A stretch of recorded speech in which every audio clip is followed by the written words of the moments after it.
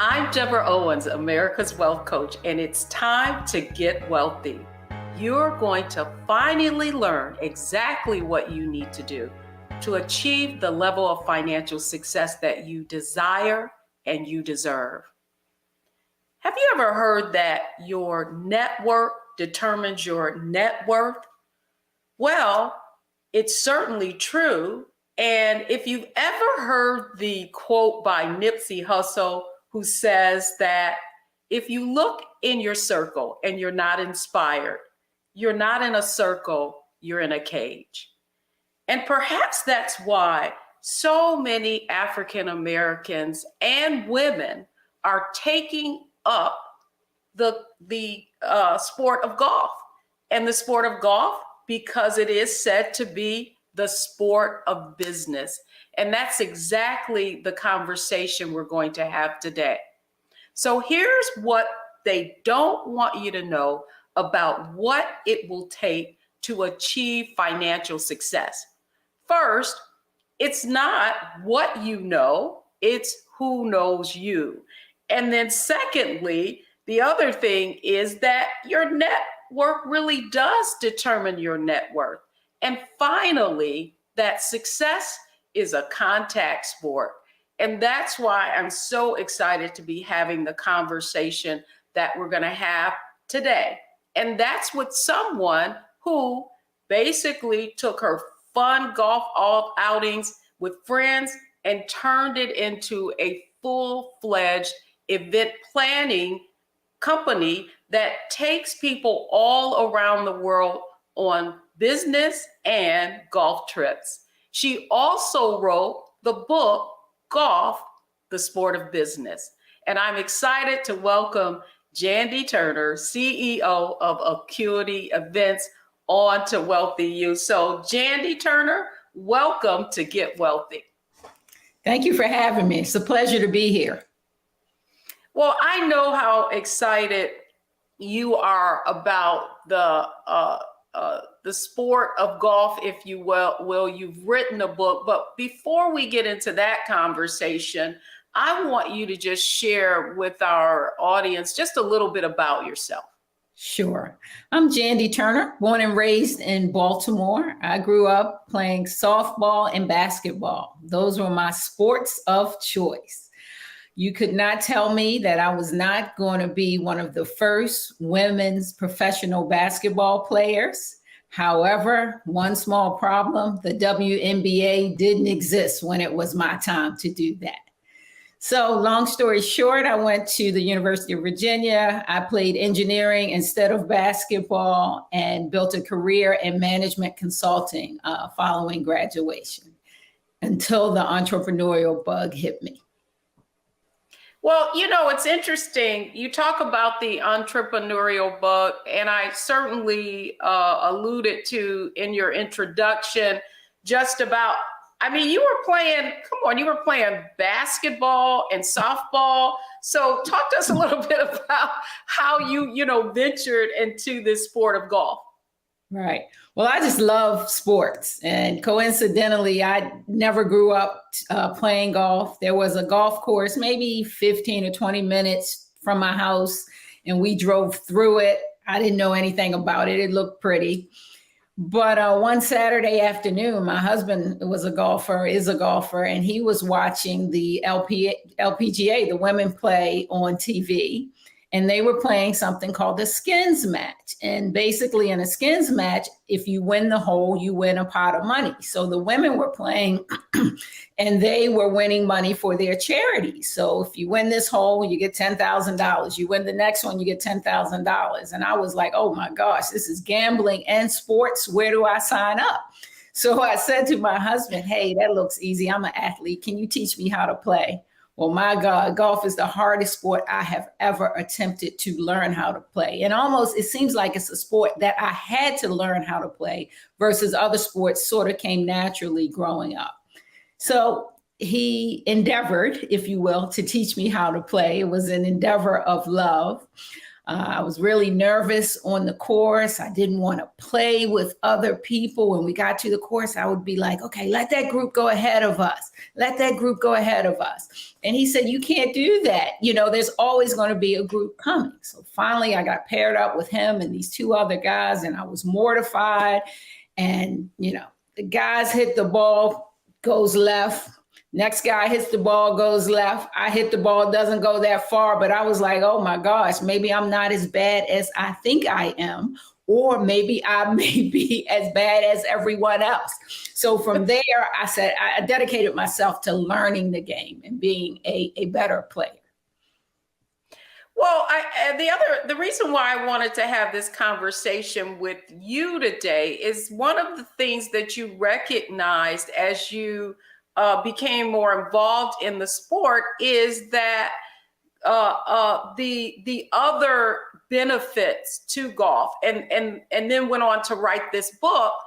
So when we come back, what I want to talk to you about and help you explain to our audience why golf is much more than just a game, and tie it to this whole conversation around how you can build your network through the game of golf. So folks, we're going to have a great conversation. Lean in, because if you want to know the real secret to building a network that can have an impact on your ability to be financially successful, you're going to want to hear this conversation. So don't go anywhere, folks. We'll be right back.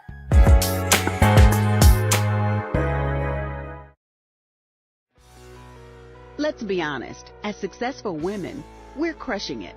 Maxed out 401k and Roth IRA? Check. Aggressive savings and investments? Check. Yet, the freedom our success was supposed to buy can leave us stuck on the six-figure hamster wheel, watching retirement slip further down the road. There's another way. Get coaching courses and community at wealthyu.com. Pull up a chair, take your seat. The Black Tape with me, Dr. Greg Carr, here on the Black Star Network. Every week, we'll take a deeper dive into the world we're living in. Join the conversation only on the Black Star Network.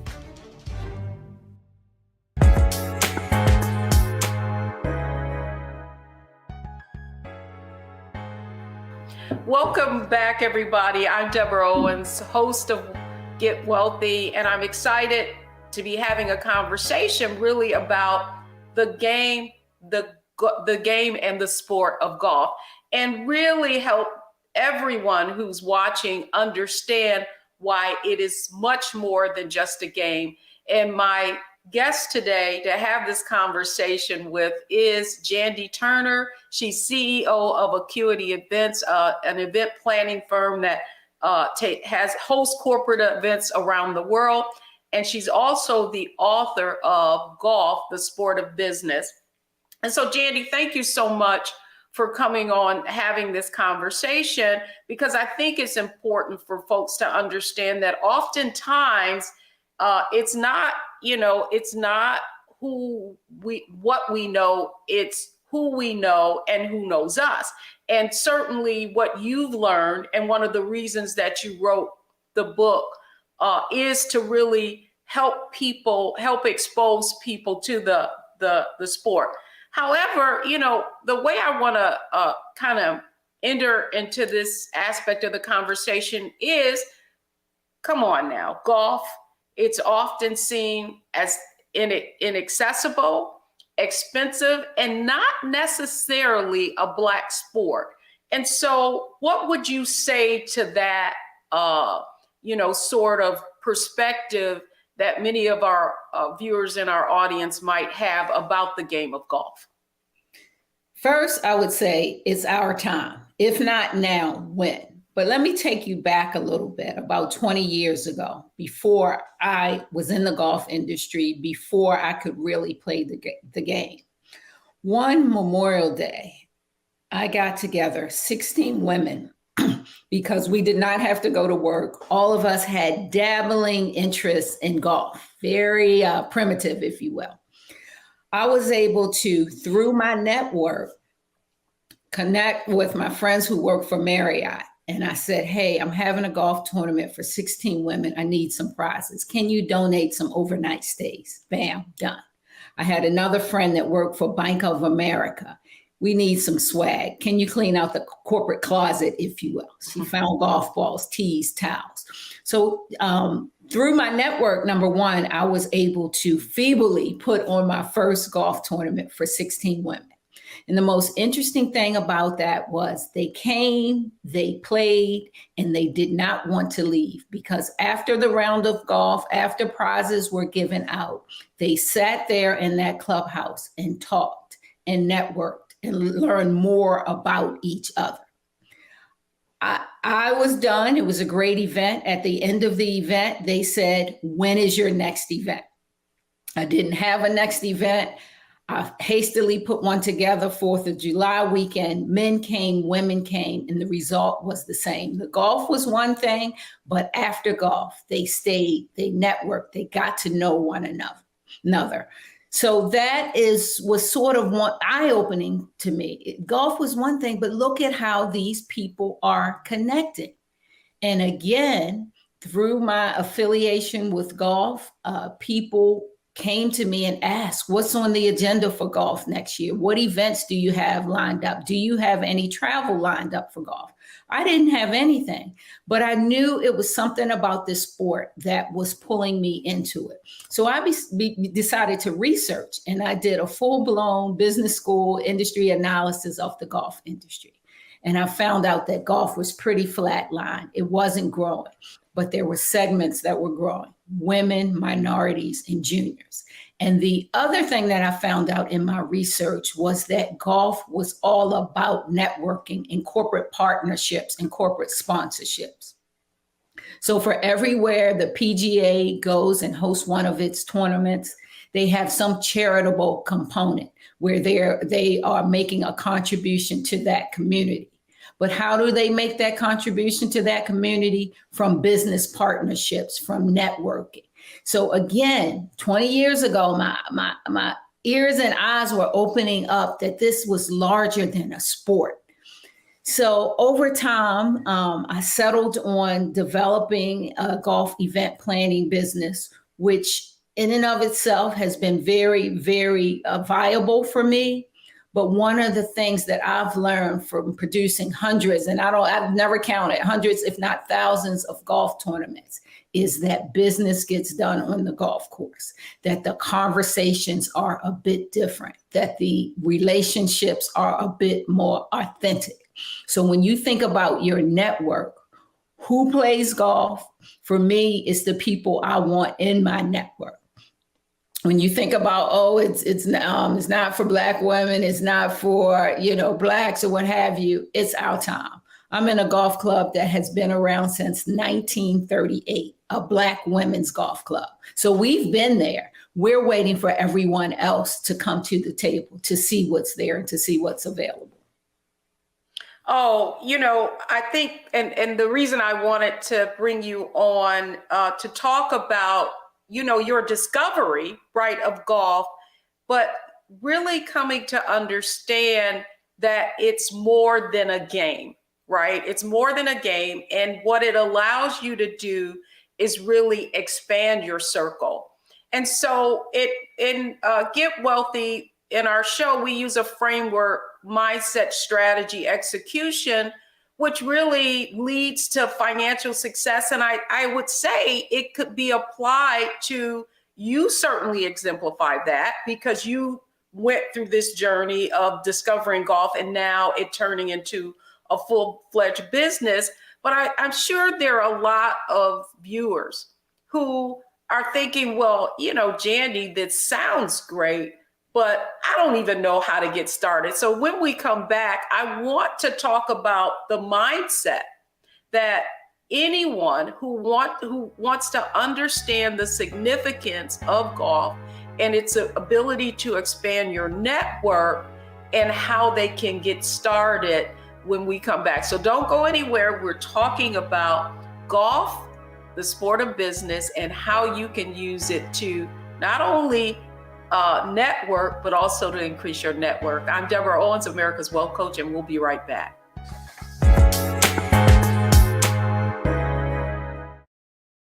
Hi, I'm Dr. Jackie Hood Martin, and I have a question for you. Ever feel as if your life is teetering and the weight and pressure of the world is consistently on your shoulders? Well, let me tell you, living a balanced life isn't easy. Join me each Tuesday on Black Star Network for A Balanced Life with Dr. Jackie.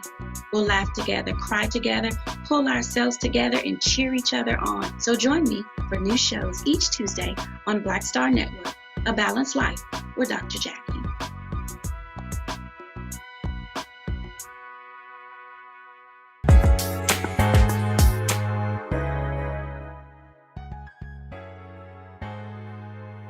I'm Deborah Owens, America's Wealth Coach, and thank you for joining and listening to Get Wealthy this today. And we're having a great conversation with Jandy Turner. She is CEO of Acuity Events, an event and a planning firm, and we're talking about the game of golf. So Jandy, here's what I want to start with, because I think, my husband is a golfer and I've known you for years and kind of seen how your business has expanded. To your point, golf is expanding. I've got one question for you. Do you feel like the kind of success that Tiger Woods being Black brought to the sport also has increased people's awareness of the game as well, and maybe desire to perhaps want to learn? Absolutely. Tiger Woods has been a true accelerant for the sport of golf. Golf is golf. It's been around. People quietly play golf, if you will. When Tiger Woods came on the scene as a young kid almost, and basically we got to the point where he was successful so early on in his career, everybody took notice. Existing golfers, non-golfers, women, children, everybody. So what he has done and continues to do for the sport is nothing short of phenomenal. The Masters is coming up. Yes, they would have had decent ratings on TV, but by Tiger saying that he is going to participate in the Masters, everybody will have an ear or an eye tuned into the Masters this weekend to see him. Well, it's interesting that you say that, because even though he has not been playing, my husband's an avid watcher of the Golf Channel. It is just amazing the amount of programming that they've built around him, even though he's not playing. And so I want to talk to you a little bit about, if you were someone watching this program, what is the mindset that you need to bring to the game so you can overcome perhaps some of the apprehension that you may have about the golf being something that you can acquire, play, and expand your network with? Sure. I'll talk about a couple of things. A lot of people say, I don't know anyone who plays golf. Well, let me throw a few statistics out there. There are 25 million golfers in the US. 6 million more golfers started playing during the pandemic. But here's a statistic I like. There are 6 million women playing the game, and 73% of female professionals who play say that golf benefits them in business. So again, there are people out there. You just need to find them. Some people will say, oh, I'm not interested in playing golf. Okay, you might not be, but your colleagues are, your customers are, your suppliers are. If you don't want to or don't have the physical ability to play golf, there's still opportunity to be in and around the game. For example, we talk about the Masters Golf Tournament. If you are in business and you have been trying to get a call with a particular client and they're not returning your call, I guarantee you, if they are a golfer and you ask them to come and play a round of golf, they'll start listening for your call and take your call. Similarly, if they're not a golfer, but you invite them to something different, a professional golf tournament. Doesn't have to be the Masters. The tickets are a little hard to get. It's a lottery system. However, there are professional golf events around the country, and attending a golf event by yourself, with a client, with a spouse, is a different experience. It's not like 60,000 fans screaming in Raven Stadium. It is an opportunity to, one, see the beauty of the golf course and walk the course with the golfers. So there will be people following Tiger Woods all around, or their favorite golfer. It's also an opportunity to sit in a chalet over one of the signature holes and sip on wine and have decent, quiet conversation with a potential client, prospect, if you will. So again, a lot of people say, oh, I don't play. I don't know anybody who plays. Well, people are playing and people are around the game. Some of us say we don't have time. Well, we make time for what we want to do. We binge watch on TV. We watch series every week. So I'm not, I don't buy that one. And then other people say, what do I suck? What do I do if I suck at golf? I'm not athletic. Well, one, I encourage everyone to take lessons and learn the game. But most importantly, the thing I want to get across is you do not have to be Tiger Woods to play and enjoy some of the benefits in the game and build your network. You have to learn the rules. You have to learn the game, take a series of lessons and practice, but you don't have to be this diehard golfer. Only about 90% of the golfers now let me flip it. Only about 10% of the people who play golf break 100. That means score less than 100. So there's 90% of the people out there playing golf who have high scores, scoring over 100. Most people don't know that. You have to be decent, but you don't have to be great. And it's something about once you take lessons, you practice, and you get out there on that golf course, you kind of fall in love with the sport. You fall in love with the opportunity to network and converse with people during your round of golf. It is just a wonderful opportunity to be in a different circle, in a different network. And there are plenty of charitable golf tournaments out there that you can join. There are clubs and leagues that you can join.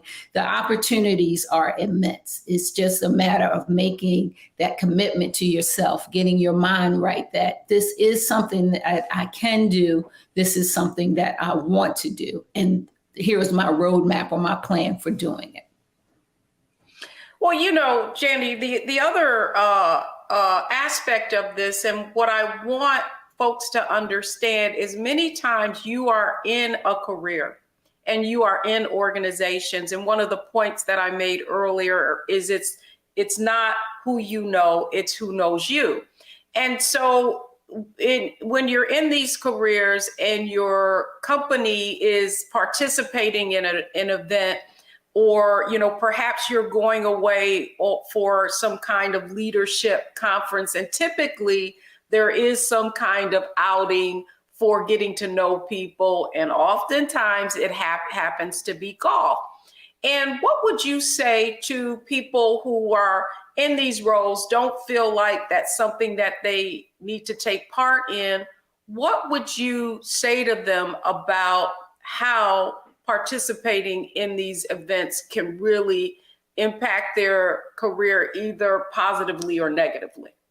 Right. So I would say that you need to be in the conversation. And if you're not in the conversation, your name needs to be in the conversation. And I'll give you a case in point. If you work in an organization, your boss or your boss two levels up is a golfer, 9 times out of 10, there will be plenty of business opportunities to represent that organization in a charity golf tournament or to attend a golf tournament. And if your name pops up on that list as a golfer, it's fantastic.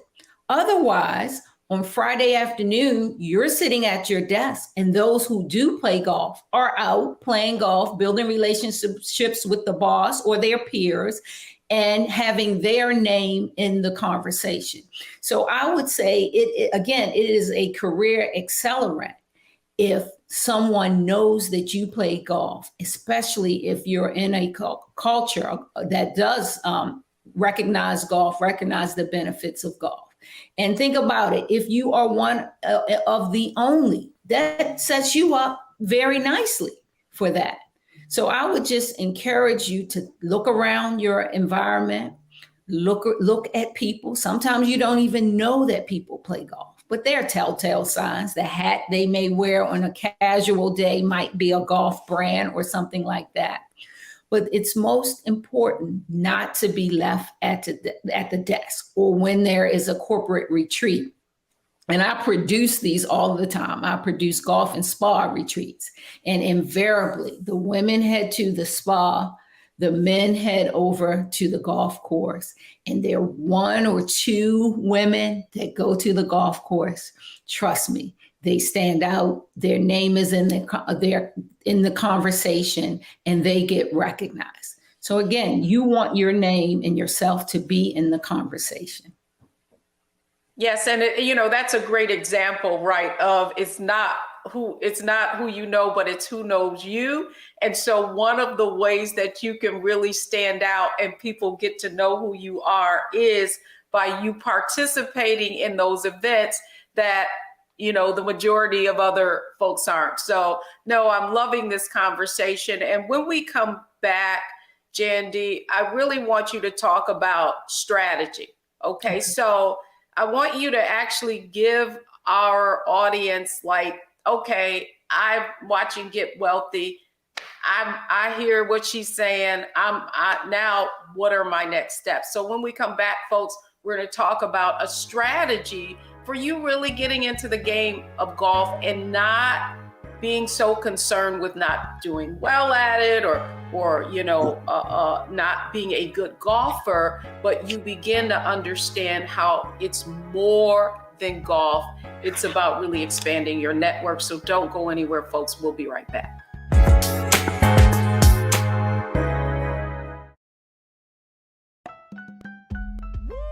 We're all impacted by the culture, whether we know it or not. From politics to music and entertainment, it's a huge part of our lives, and we're going to talk about it every day right here on The Culture with me, Faraji Muhammad, only on the Black Star Network.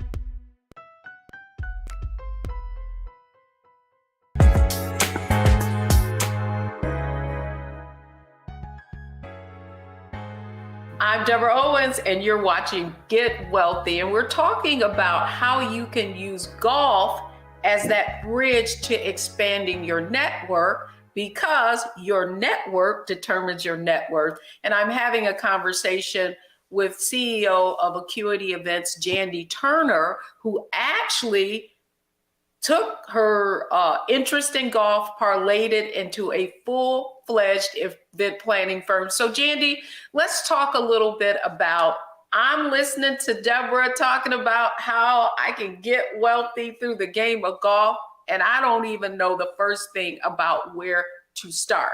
So if I'm watching this program, let's talk about strategy. What is, the top 3 things that you need to do to just get your golf game on? Great. So again, mindset, we've arrived. We know that we want to play golf. The next thing you need to do is think about taking lessons. Some people are intimidated by it. If you are, take a girlfriend, take a friend. But I would go to a local golf course. You can look online, or sometimes park and recs departments have courses, and you want to take a beginner series of lessons. I would say 5 lessons. I don't know off the top of my head. Every course is different. Probably won't cost you more than $150 to $250 to take a series of 5 lessons. Okay. So you go to the golf course, you find out when the next set of classes every Tuesday at 6 p.m. starts. Please don't run out and go buy golf clubs and golf outfits and all of that stuff. Why? Number 1, we're talking about getting wealthy. I want to make sure you stick to the sport. So you can say to the instructor, I don't have clubs yet. I'm just getting into the game. Do you have clubs that I could borrow during the lessons? Okay.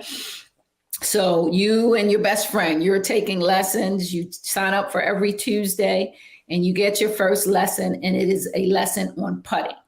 I think most of us are familiar with putt-putt or miniature golf, somewhat similar to that.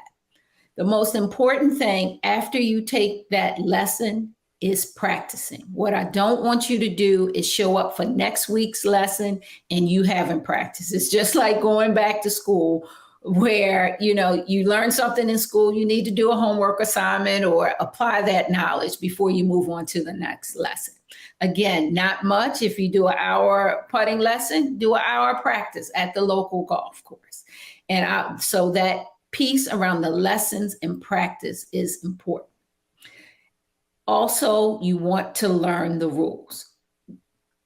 Good golfers don't mind playing with bad golfers or not so good golfers, but they do mind playing with people who are slow and people who don't know the rules.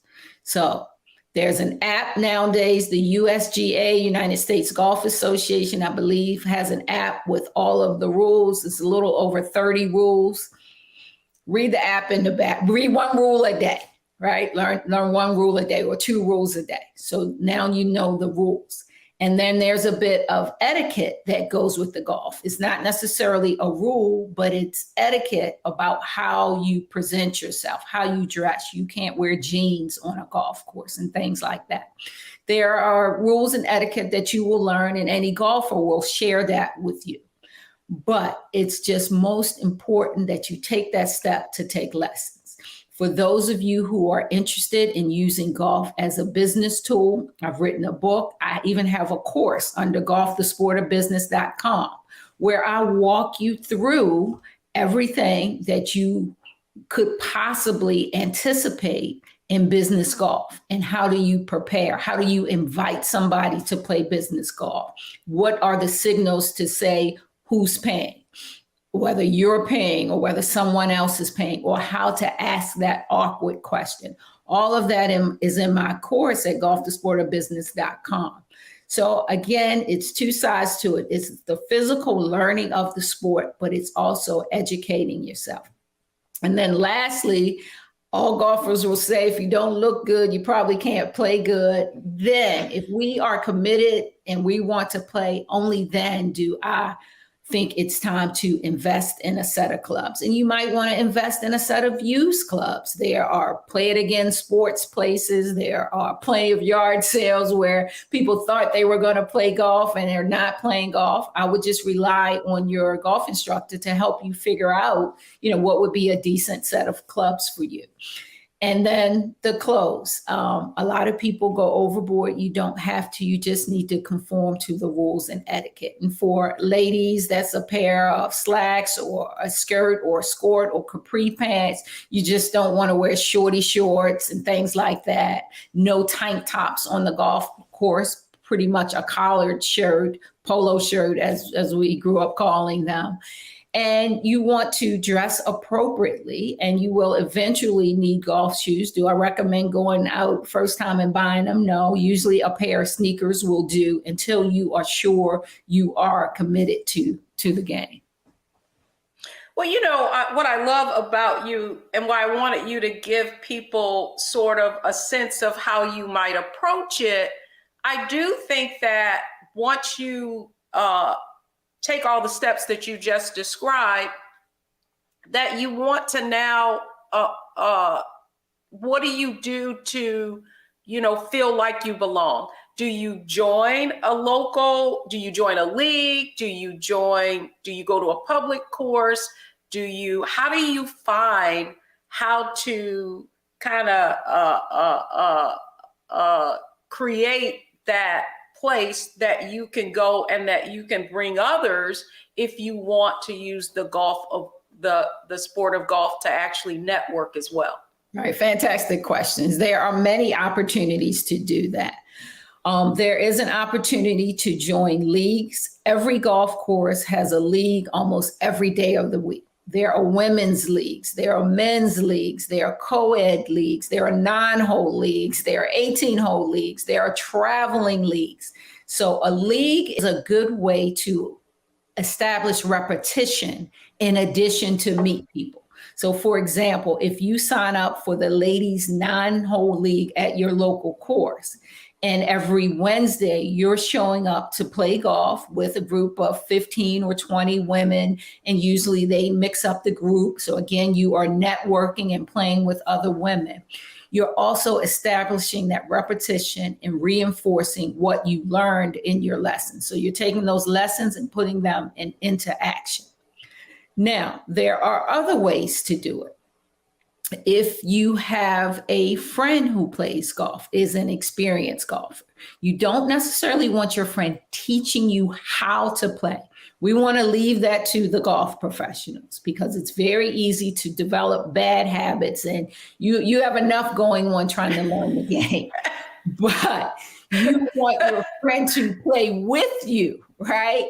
If your friend plays on a weekly basis, hey, I'm just starting to play. I don't play really that well. Can we go out late Sunday afternoon and play golf and, hit the ball around and that sort of thing. And then in a corporate environment, I work with corporations all the time who do golf. They hire me to do golf education workshops as well as golf clinics for their female employees or their young employees just coming in out of college. So you may want to check with your employer to see if they have anything going on around golf. And there are, again, in addition to leagues, numerous groups throughout the country who are all about exposing women to golf. The LPGA has an amateur group that's all about exposing women to golf, and they have chapters all over the city. There is Black Girls Golf, Black Diamonds Golf. There are tons of organizations out there. A quick social media search on golf and Black women and that sort of thing will yield it. If not, reach out to me. I will get you connected depending on where you live. But you just have to ask, and you can play with anyone. There are golfers love other golfers. If you play golf, that puts your relationship at a different level with people. So it's just a matter of opening yourself out, going to the local golf course. And sometimes you can just hang out there and you see people, meet people, and talk to people. You really, I believe, so if you're watching, Jandie has really given you kind of a roadmap into now how you actually go about getting involved in the game of golf. She's given us some perspective on it being more than just a game and more than just playing, but you need to do your homework, right? You need to make sure you understand the rules so that when you do start playing with other people, you can do so with confidence.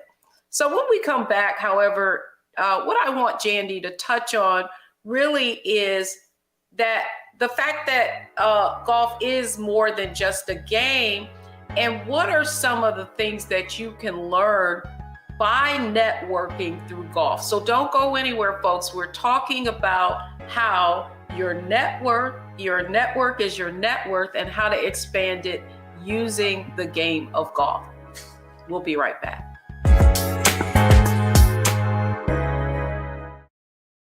I'm Deborah Owens, America's Wealth Coach, and my new show, Get Wealthy, focuses on the things that your financial advisor and bank isn't telling you, but you absolutely need to know. So watch Get Wealthy on the Black Star Network.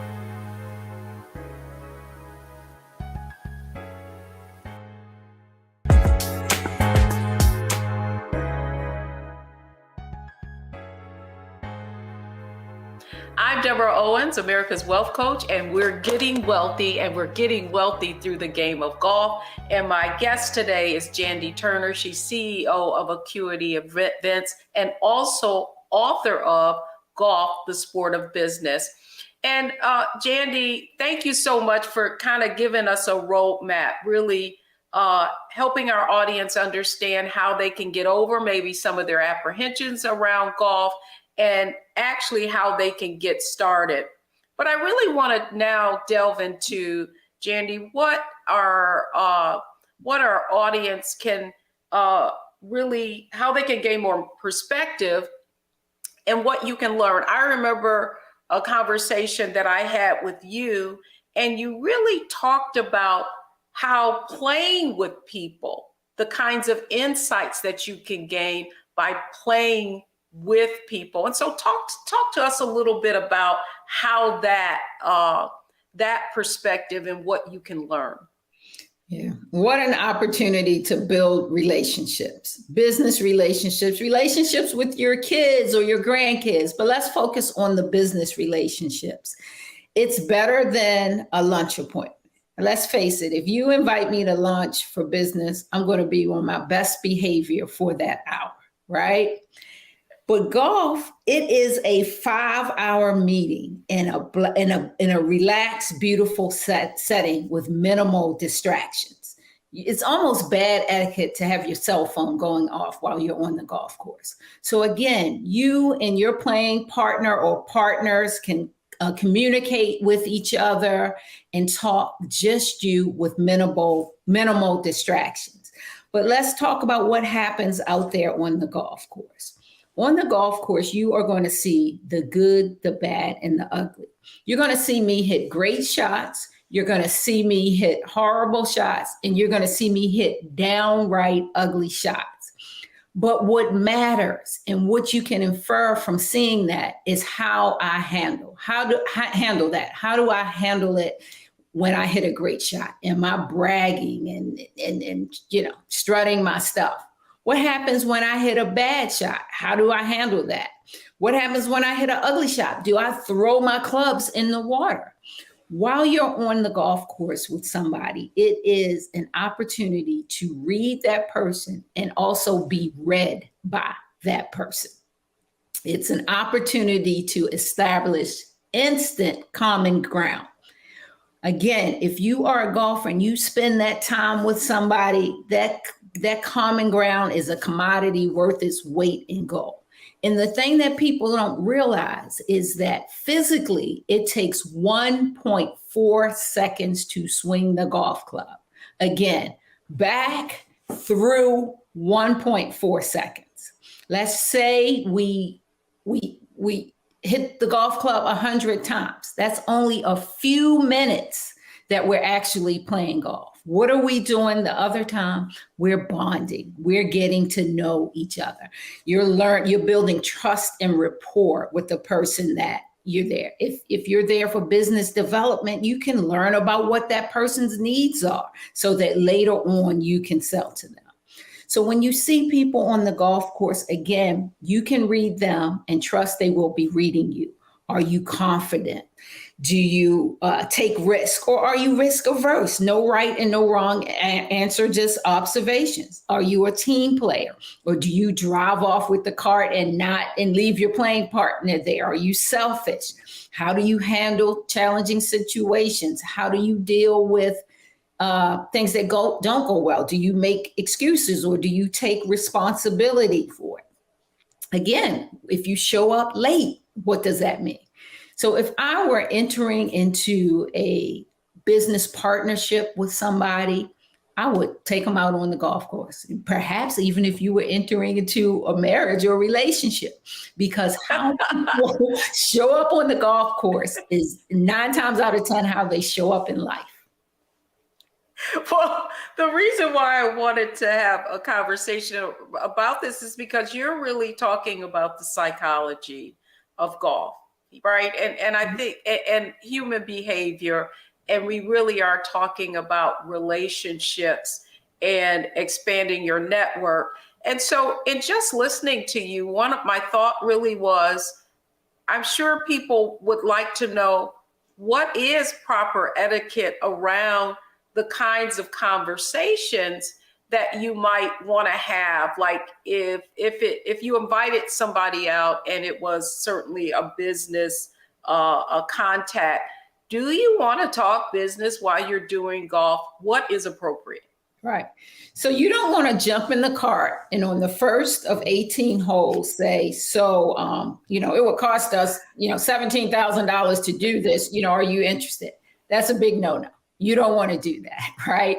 What you want to do is get inside the mind of your prospect. You want to know what keeps them up at night. You want to know what problems they are trying to solve that you could possibly address with your products and solutions.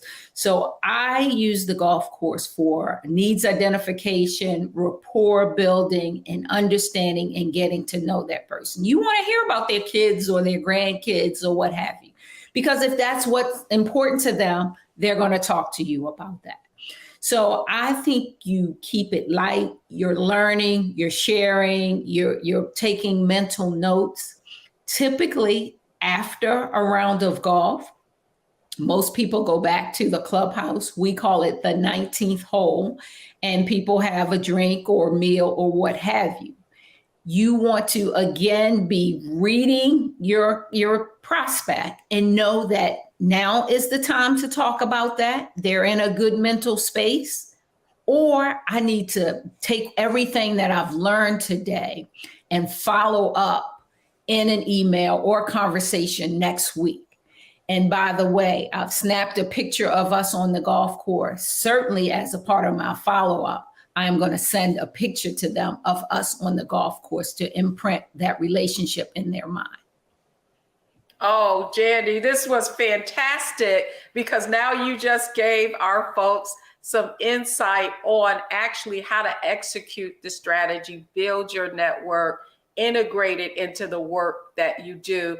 And so here are the 3 things, the 3 takeaways from today's show that I want all of you to know. The first thing you should have learned is that mindset, golf, it's more than just a game, and you need to approach it in that way. And if you have any apprehension, really understand that you don't have to be fearful, because very few people, I think the biggest thing was like only 1 out of 10 people are really, really great and do and score less than 100.